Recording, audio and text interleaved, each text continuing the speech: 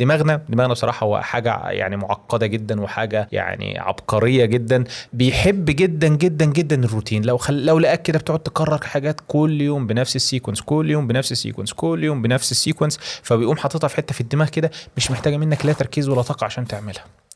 مثال بيثبت الموضوع ده، احيانا وانت بتصلي كده بتسرح فتلاقيك في نهايه الفاتحه بتبدا بسم الله الرحمن الرحيم الحمد لله رب العالمين، وتبدا تتسهل في حكايه كده فتلاقيك وصلت ولا الضالين امين. طبعا انا مش فاكر ان انت قراتها كامله، ولكن هي مش محتاجه منك مجهود عشان انت بتقراها في اليوم لو انت محافظ بس على الفروض 17 مره. من النصائح المشهوره جدا في موضوع الخشوع انك لو فعلا عايز تخشع وتتفكر في صلاتك، حاول تخلي السوره القصيره او الايات اللي بتقراها بعد الفاتحه هي حاجه جديده عليك او حاجه بتحاول تحفظها، او بعيده عن الصور القصار اللي هي زي قل هو الله احد وقل اعوذ برب الفلق وقل اعوذ برب الناس، اللي هي بتكررهم في الصلوات برضو بشكل روتيني وتلقائي ومش بيبقى محتاج منك اي تركيز، فبالتالي ما بتحسش انك حاضر في الصلاه.